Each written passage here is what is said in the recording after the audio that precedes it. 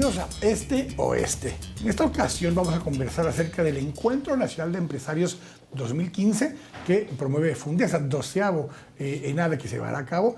Vamos a conversar acerca de los objetivos, de las metas, de los invitados, de la programación, de los que han pasado antes y las actividades previas al ENADE 2015 y de las proyecciones de qué se espera pueda suceder a partir de ahí. Este ENADE se trata de fortalecimiento institucional, así que para hablar de este tema me acompañan José Miguel Torreviarte, quien es vicepresidente de Fundesa y presidente del comité organizador del ENADE 2015, y Juan Carlos Zapata, quien es director ejecutivo de Fundesa. Bienvenidos a ambos, gracias por estar acá. Muchas gracias, Quique, por tenernos de nuevo en este programa. Y ahí está el término de nuevo, ¿verdad? Porque lo hemos hecho todos los años tratando de dar seguimiento tanto a lo que se hizo en el ENADE anterior y que se ha avanzado con los resultados desde el ENADE anterior, como lo nuevo que viene, que es lo nuevo que se está planteando en este ENADE. Así que hablemos un poco justamente acerca de esta continuidad, de estos 12 ENADEs, lo que nos han ido dejando y dónde estamos en este momento.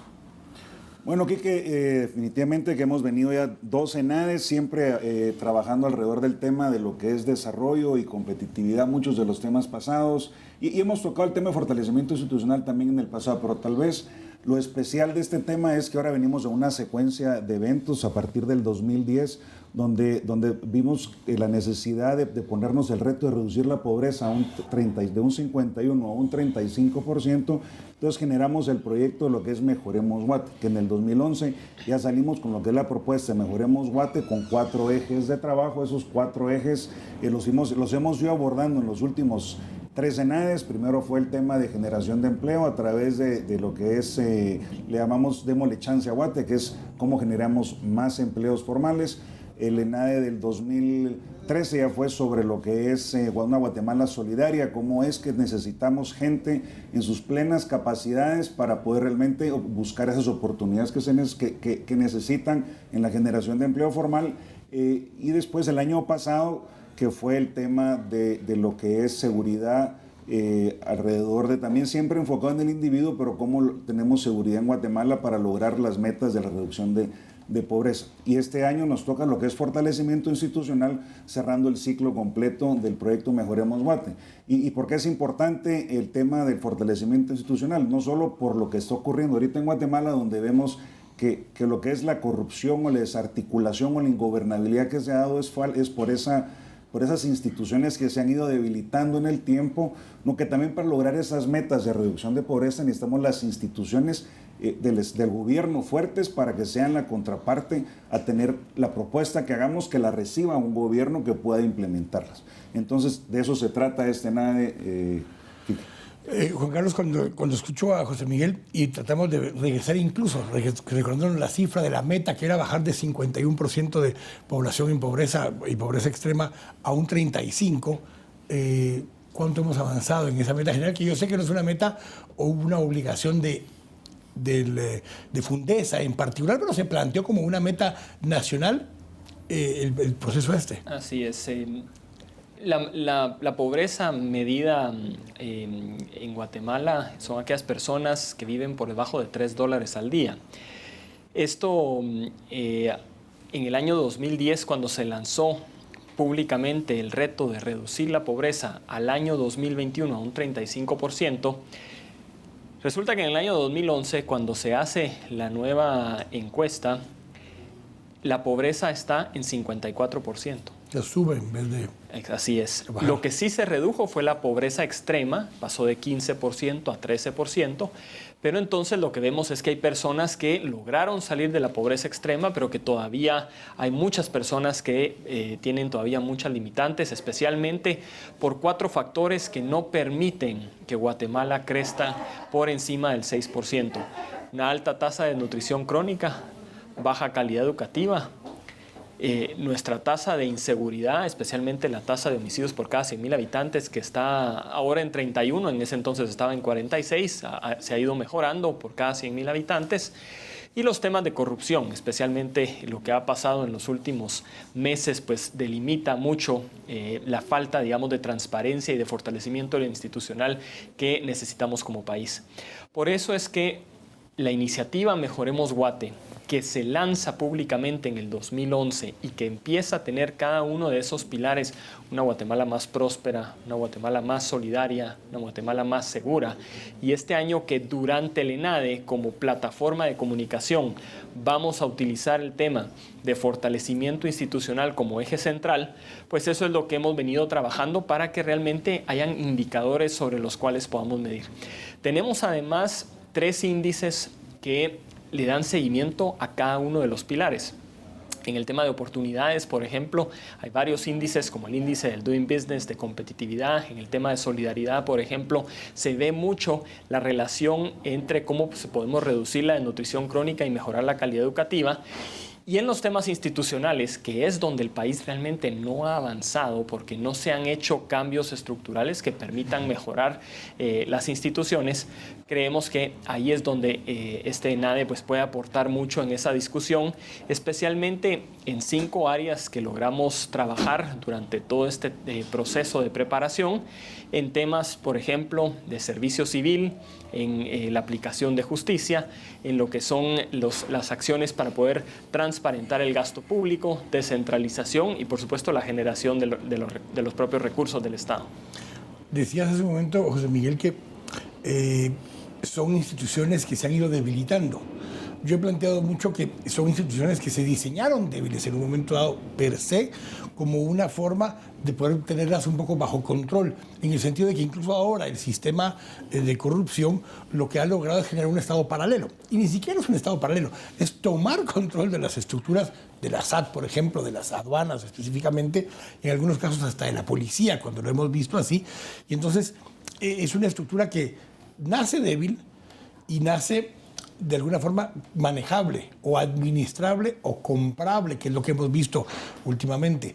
¿Cómo reconstituimos esas instituciones para que logren ser suficientemente independientes y autónomas de esos poderes paralelos que nos han comado?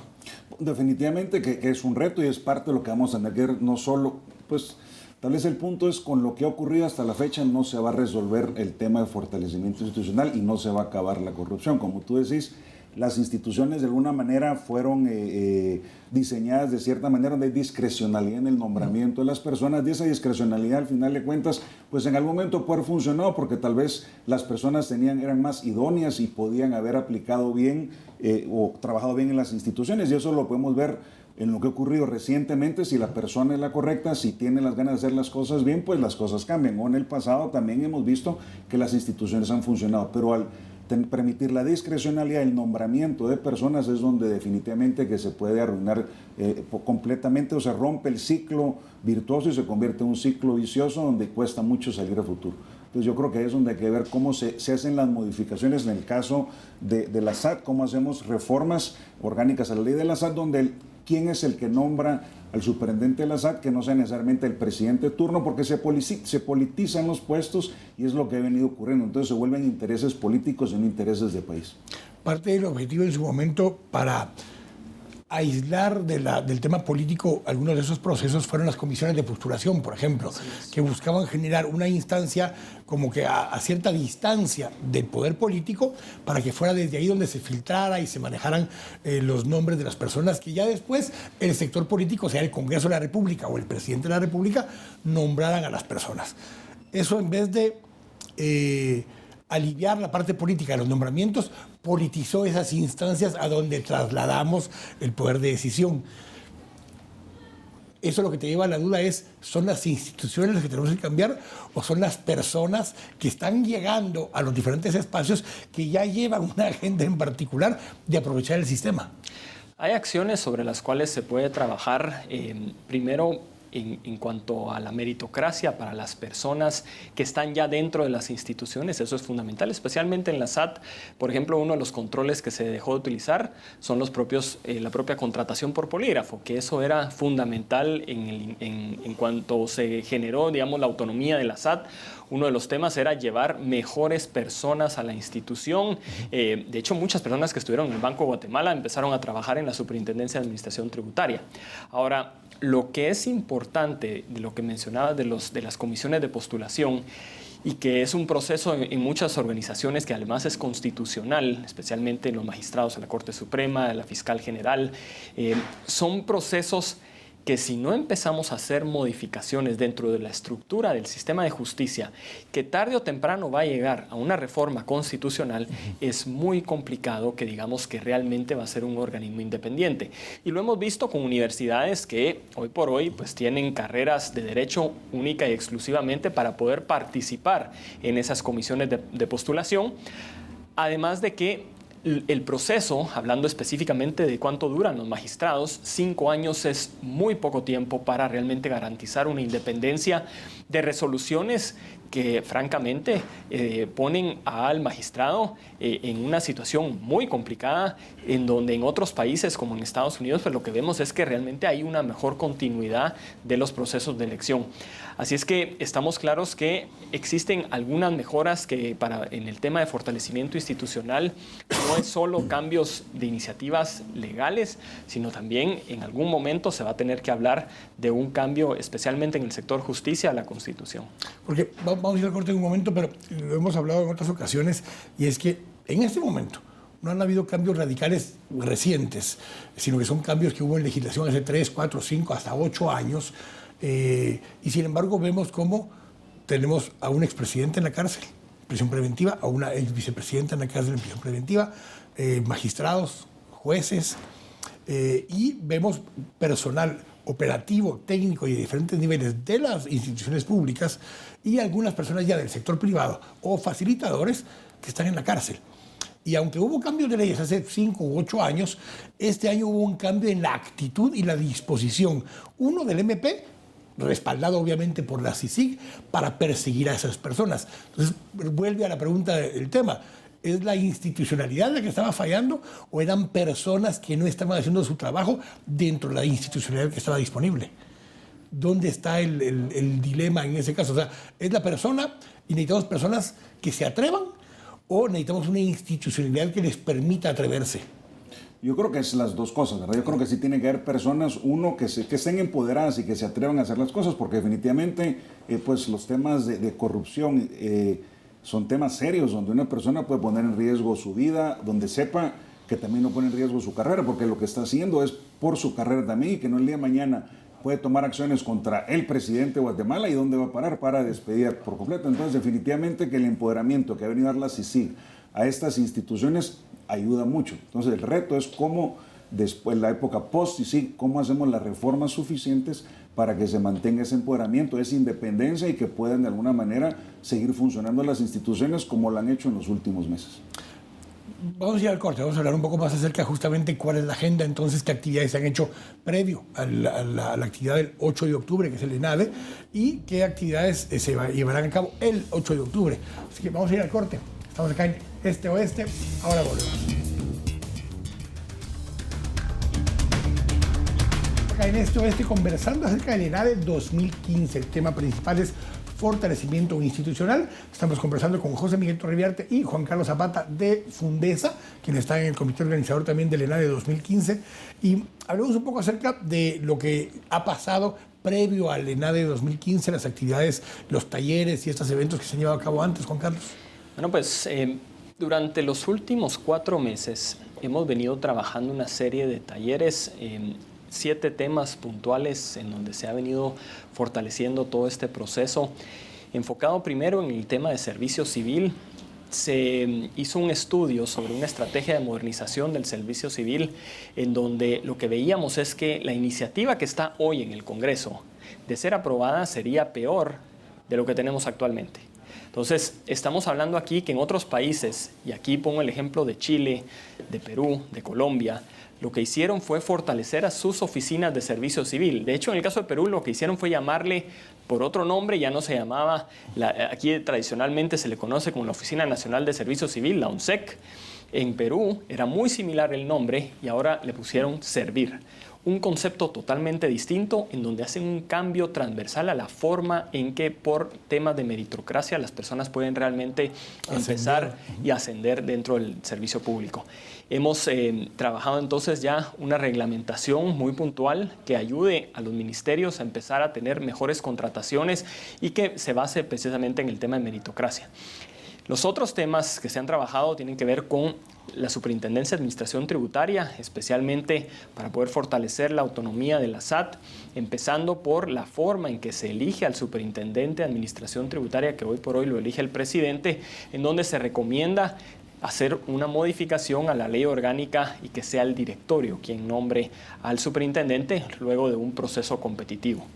Dentro de los otros factores, se han hablado del Instituto Guatemalteco de Seguridad Social. Ahí tal vez la principal conclusión es separar el proceso de gestión administrativa de la parte médica. O sea, porque son realmente dos procesos completamente distintos que muchas veces no se manejan con la misma transparencia.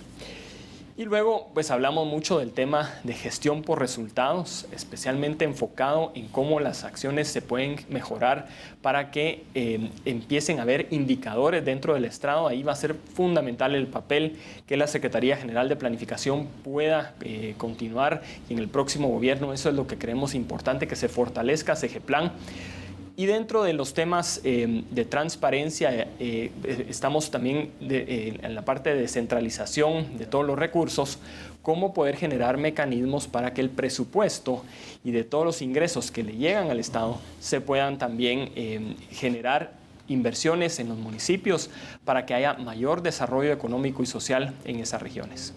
Parte del concepto de la institucionalidad tiene que ver con instituciones per se, pero también con que regularicemos o volvamos más formales procedimientos y acciones que se llevan a cabo periódicamente, José Miguel, porque dentro de lo que planteaba Juan Carlos, hay temas que tienen que ver con una institución en sí, la SAT, por ejemplo, que es el tema que me ha gustado mucho. Sí. Pero hay otros que tienen que ver con que cuando tú vas a hacer algún procedimiento, sepas con certeza cuál es el procedimiento que se tiene que seguir, no importa qué funcionario o quién esté. O sea, este tema de la discrecionalidad a la hora de tomar decisiones del funcionario en sí mismo.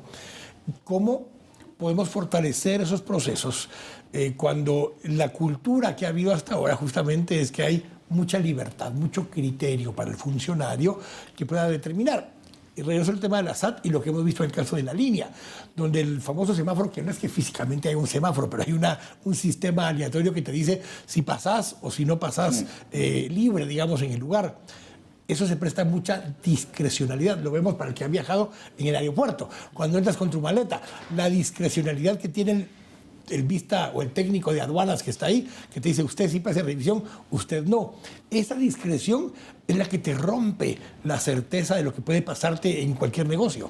No, definitivamente que sabemos todos que lo que es la discrecionalidad, no solo en el nombramiento de personas, sino que en los mismos procedimientos que las personas implementan, lo pueden cambiar de un año con otro y todo en función... O de un cliente a otro, o sea, de un usuario a otro. Entonces, eso es lo que se presta a corrupción. Entonces, que alguien si quiere saltarse las trancas porque es discrecionalidad de la persona que está en la SAT, en aduanas, pasar o no pasarte, entonces donde se presta, se abren las puertas a la corrupción. Entonces, esa discrecionalidad es la que tenemos que evitar que ocurra. Y eso se hace a través, como hemos venido haciendo, existen reformas que tienen que hacerse, quién nombra a las personas para que esos nombramientos estén por mucho tiempo y al final de cuentas se habla de lo que es la meritocracia, pero también que existan consecuencias. Las personas que no cumplen con la ley, que estén adentro del Estado o fuera del Estado, que también que exista un sistema de justicia lo suficientemente fortalecido para que la ley se cumpla a todo nivel. Un ejemplo que hay ahora que es internacional, que tiene que ver un poco con estos temas a largo plazo, es el ejemplo de la Volkswagen. La Volkswagen viene ahora y plantea una disyuntiva. Es el mayor fabricante de vehículos ahora del mundo, pasó a Toyota hace algunos años. Y resulta ser que miente en una serie de tests, de pruebas que tiene que hacer para llenar requisitos ambientales en Estados Unidos, especialmente con motores diésel. El dilema es que mientras no lo cacharan, no hay clavo. El clavo es que te cacharon. Te cachan y hay una sanción para empezar de $18,000 millones en principio, porque estás poniendo en duda un sistema en sí mismo, Juan Carlos. O sea, cuando hay un sistema de confianza donde tú puedes autorreportar lo que estás haciendo y en un momento dado mientes, el sistema falla. Porque todos los demás actores del sistema actuaron en función de que te creyeron lo que estabas diciendo.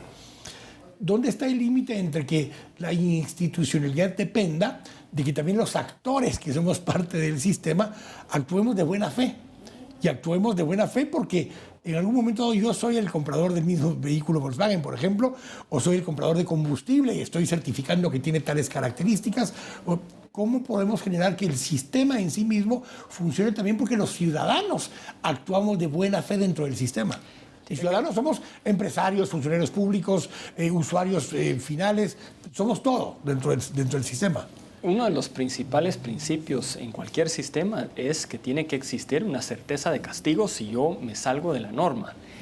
Porque lo que hemos visto, y hablando del ciudadano guatemalteco común que migra a Estados Unidos, esa persona sabe que en Estados Unidos hay muchas cosas que no puede hacer, que a lo mejor en Guatemala las hacía cuando estaba en Guatemala y ahora estando en Estados Unidos ya no las puede hacer porque sabe que en Estados Unidos va a tener certeza de castigo. Eso es una variable fundamental y que a nivel de las instituciones, de las organizaciones del Estado, lo que vemos es que la Contraloría General de Cuentas es una organización que hoy se está dedicando únicamente a auditar procesos que ya ocurrieron y que a la hora de que llega a investigar a la institución, a lo mejor ya es hasta demasiado tarde por toda la burocracia en la cual los trámites se van acumulando y no existe la capacidad del Contralor de poder generar un mecanismo de control mucho más eficiente. Por otro lado, estamos claros que tiene que haber una mejor capacidad de investigación por parte del Ministerio Público cuando la superintendencia en temas de lavado de dinero, por ejemplo, empieza a investigar, manda la información al Ministerio Público, la denuncia y en este caso el Ministerio Público debe actuar. Pero lo que empieza a suceder muchas veces es que no hay la suficiente capacidad para poder investigar casos de corrupción. Entonces, lo que hemos visto, y en los últimos meses ha sido clave, es que el papel de la CICIG de empezar a generarle mejores capacidades al Ministerio Público, empezar a trabajar de manera conjunta y empezar un proceso que muchos, y vos has sido uno de ellos, de que dice esto apenas empieza, es en lo que se ha venido a trabajar en que exista esa certeza de castigo, de que el funcionario sienta que las acciones que está trabajando pero realmente van a tener una consecuencia. Porque, a ver, parte de las razones por las que a veces hacemos las cosas, en general, como individuos o como empresas, es porque si no lo hacemos, dejamos de ser competitivos. Entonces, al dejar de ser competitivos, decimos, pongo en riesgo mi modelo de negocio. El problema es de que si, para que yo sea competitivo, tengo que actuar al margen de la ley, estamos jodidos, José Miguel. O sea, no debiera ser eso lo aceptable, porque si entonces mejor me salgo del negocio y opero fuera de ese modelo de negocio. ¿Dónde generamos un balance como empresarios, como ciudadanos? Porque a veces nos toca ser empresario, pero eso soy el consumidor de los productos y yo quisiera tener la certeza de que cuando yo compro algo, lo que dicen que es lo que estoy recibiendo. Pero cuando soy vendedor, digo, bueno, si me logro pasar por debajo de las normas y les digo que es esto, pero realmente es solo 80% eso, mientras no me cachen no hay clavo. Jugamos los dos roles, jugamos como consumidores y jugamos como proveedores dentro del sistema. ¿Qué rol juegan esas instituciones fuertes para que todos podamos tener certeza que lo que hay disponible en el mercado cumple?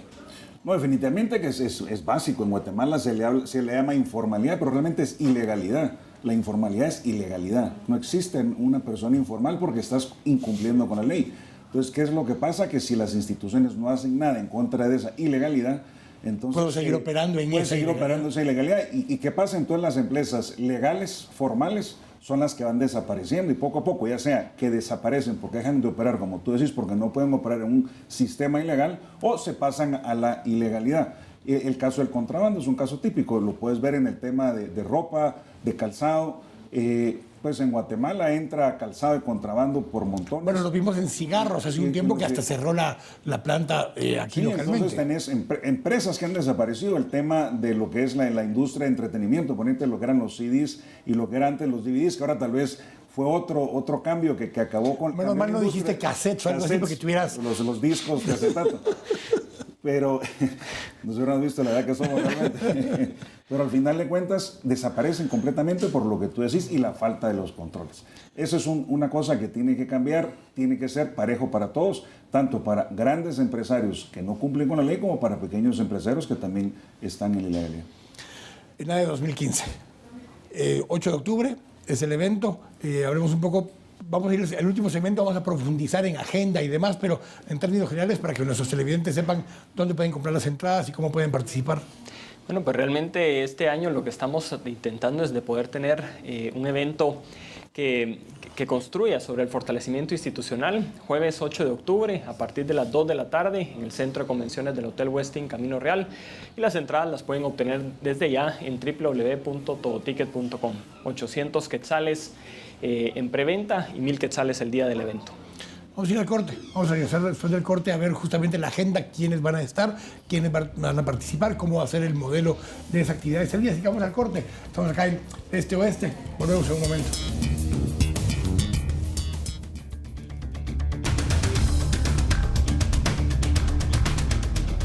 Estamos de regreso acá en Este Oeste conversando acerca del ENADE 2015. Vamos a conversar en este último segmento más en profundidad de quiénes van a participar, cómo va a ser la agenda y qué puede usted esperar de ese evento ese día y lo que sucederá posteriormente a eso. ¿Qué resultados se esperarían tener de esto? Empecemos justamente con quiénes participan, cuál es la agenda. Jueves de 2 de la tarde, 8 de octubre. Ya dijimos todoticket.com para que adquieran las entradas, pero ¿cuál es la agenda? ¿Quiénes van a participar como panelistas o como foristas? Bueno, pues realmente el evento es una tarde. Arranca a las 2 de la tarde con el himno nacional, la entrada de los pabellones, las palabras de bienvenida que las da el presidente del comité organizador del ENADE, José Miguel Torreviarte, y además el mensaje del sector empresarial organizado, que es CACIF, el presidente de CACIF, el que da un mensaje en nombre del sector empresarial. Luego hay una propuesta que se presenta en un formato de video, que es la propuesta que también se presenta de manera escrita tanto a los candidatos como a la sociedad civil, en donde se resume la propuesta de fortalecimiento institucional.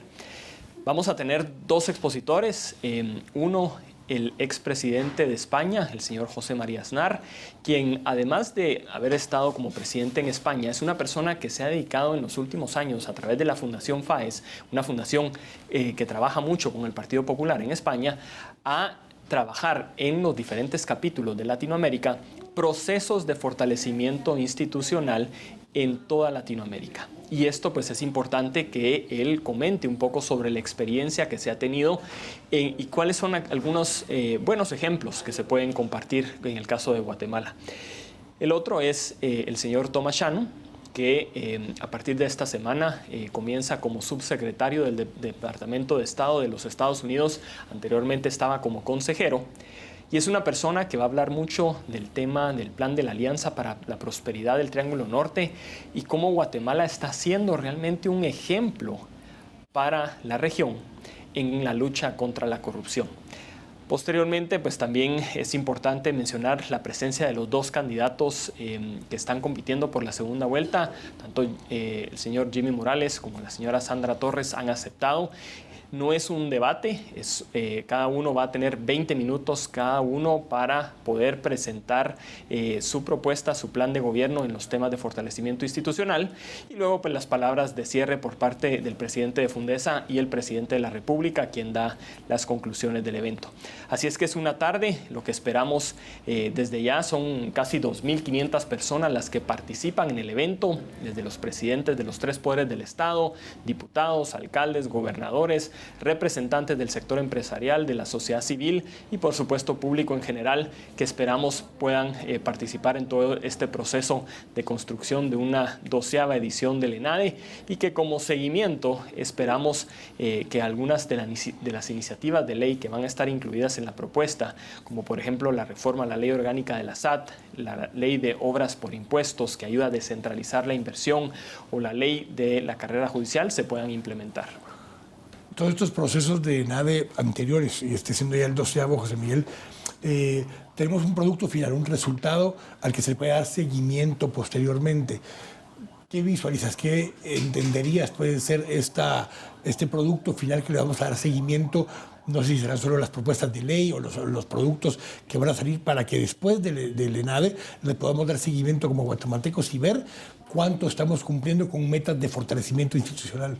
Bueno, definitivamente que es importantísimo. En el pasado se han venido formando diferentes coaliciones o pactos que de alguna manera se le da seguimiento. La Alianza por la Nutrición, estamos hablando de la Coalición por la Seguridad. En este caso existe el Movimiento de Ciudadanos contra la Corrupción. Es un movimiento que se formó hace varios meses, en abril más o menos, y la idea es ir monitoreando cómo la corrupción va reduciendo, y no es solo temas del sector empresarial, sino que es la sociedad en un momento bastantes movimientos de sociedad civil, que la idea es entregar esa propuesta al movimiento para que se le dé el seguimiento y vayamos monitoreando cómo se fortalecen las instituciones. Definitivamente que las instituciones hay mucho trabajo por hacer. Este no es un trabajo que termina con el ENADE, es un trabajo que empieza con el ENADE, y deberíamos de ir trabajando de una en una de las instituciones que pueden ayudar a corregir las otras. Hablamos del sistema de justicia, trabajar en el sistema de justicia para que el sistema de justicia pueda ayudar a corregir otras instituciones que de alguna manera van generando esas mejoras incrementales que se van necesitando. En todos los talleres que se han tenido previo, Juan Carlos, ya nos hablas de algunos de los productos, pero ¿cuáles son los temas más importantes, las prioridades que se han planteado y que en todo caso deben estar incorporados en el trabajo que hará ATAL, por ejemplo, posteriormente, para acompañar las propuestas de ley y demás? ¿Cuáles temas en los sectores, tanto en reuniones que han habido fuera de la Ciudad de Guatemala como en la Ciudad de Guatemala, con organizaciones sectoriales, como con representantes de estos territorios? ¿Qué temas son los que han salido como prioridad para que puedan ser tomados en cuenta en el proceso? Lo que hemos visto es que la mayor prioridad en este momento es la recaudación, y para esto pues se está generando una estrategia de cómo poder modernizar la Superintendencia de Administración Tributaria. Un tema es el cambio a la ley orgánica, pero luego están los procesos internos, retomar, por supuesto, las acciones que se pueden hacer dentro de las aduanas, porque sabemos que las famosas puertas que dicen que solo hay 3 o solo hay 4 o son 5, no se sabe exactamente cuáles son. Lo que sí se sabe es que los contenedores nunca cuadran de lo que venía en el barco y lo que efectivamente pagó el impuesto. Entonces, esas son acciones que se tienen que trabajar. Es importante que se nombre ya un superintendente de administración tributaria. Todavía tenemos un superintendente que está interino, y que es parte de un proceso de fortalecimiento que la superintendencia necesita en este momento para poder generar una mejor recaudación. Recordemos que alrededor de 5.000 millones de quetzales se pierden en temas de defraudación aduanera y contrabando, precisamente porque la SAT no tiene los suficientes controles para poder generar mecanismos mucho más eficientes de fiscalización. Adicionalmente, hay algunos otros temas que son de mediano plazo. El servicio civil, pues sabemos que no se va a arreglar de la noche a la mañana, eso será un proceso, pero sí hemos encontrado que se pueden generar pequeños logros, como por ejemplo en los temas de aeropuertos, puertos, poder generar mecanismos de control para quitar la discrecionalidad de los funcionarios, que era un poco lo que se mencionaba al inicio, para que como país empecemos a tener pequeños cambios que generen primero un mejor ingreso para el Estado. Sabemos que Guatemala tiene una carga tributaria muy baja y consideramos que eso es en este momento lo más prioritario, además de la racionalización de algunos gastos, como por ejemplo se ha mencionado los temas de publicidad, que sabemos pues, no son eficientes. Acceso, aparte de la información, aparte de lo que ya se ha trabajado en los talleres, o incluso acceso a algunas de las propuestas que ya están sobre la mesa, algún vínculo, algún enlace en el que puedan buscar la información. Sí, de hecho, todas las propuestas están ya en www.fundesa.org, las pueden descargar ya. Y muy próximamente vamos a tener una aplicación para teléfonos inteligentes de Fundesa, así es que pues ya estamos en el desarrollo de la aplicación para poder tener ahí todos los enlaces que precisamente se va a lanzar durante el ENADE. En la transmisión, ese día hay transmisión en línea también del evento. Vamos a tener una transmisión en línea, por supuesto todos los canales también pues, están participando, pero vamos a tener a través de nuestro canal de Ustream el acceso directo www.fundesa.org.gt, y nos pueden seguir a través de las redes sociales con el hashtag ENADE 2015. José Miguel, todo este proceso termina también siendo un mensaje donde desde el sector empresarial también se plantea una necesidad de que tengamos un Estado fuerte, no hablemos de Estado grande o Estado pequeño, pero un Estado fuerte que permita tener certeza de los procedimientos y del actuar. Ese aporte de parte del sector empresarial en estos 12 ENADE también lleva a que el mismo sector empresarial se vea un tanto al espejo, José Miguel, y plantee qué cosas como sector empresarial también podemos hacer diferente para con el resto de la sociedad. ¿Dónde ves el avance después de este 12º ENADE de esa posición del sector empresarial? Pues yo creo que los temas que se han venido planteando en la ENADE siempre generan esa luz y si bien es cierto, no se han logrado los cambios que quisiéramos porque el país le falta mucho para llegar donde queremos que esté, el tener los temas sobre la mesa, como dices tú, verse al espejo, ver temas que antes posiblemente pasaban desapercibidos, ahora son temas relevantes. El tema de la nutrición crónica lo sabíamos, pero no sabíamos qué tan profundo era. Ahora vemos ya una sociedad más consciente de la nutrición crónica, la ventana de los 2010. Entonces, además de que marca una luz y una guía hacia donde hay que trabajar, también genera conciencia de los empresarios como en la sociedad civil de todo lo que hay que hacer. Importante mencionar que el ENADE, si bien es cierto, es el Encuentro Nacional de Empresarios, es un foro mucho más amplio de casi 3,000 personas donde hay de los 3 poderes del Estado están presentes, comunidad internacional, cada vez recibimos más llamadas de alcaldes del interior, candidatos que ganaron las alcaldías, que quieran venir al ENADE y quieren aprender más de qué es lo que está pasando y qué es lo que se tiene que hacer a futuro para lograr esa mejor sociedad que todos queremos. Gracias, José Miguel. Gracias, Juan Carlos. Muchas gracias. Por habernos acompañado. ENADE 2015, jueves 8 de octubre, 2 de la tarde, en el Centro de Convenciones del Hotel Westin Camino Real. Usted puede adquirir sus entradas desde ya en www.todoticket.com. Cuesta 800 quetzales si lo compra antes de ese día.